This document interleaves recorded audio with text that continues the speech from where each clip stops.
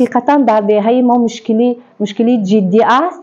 فاتحه برمحل به وقت فاتحه کردن طالب علمان مکتبی ما باید دختر پیش بریم، خواندن دختر همه وقت دستگیری کنیم که تقدیر دختر هیچ کس کفالت نیست.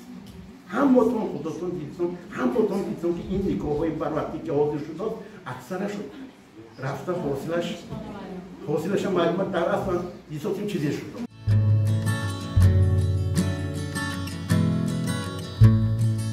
امروز وظیفه اولین درجه ما همین است که در بین اهالی کاربری کنیم و فهمانیم که خصوصا جوان دختران این نامزدکنی برمحل هست.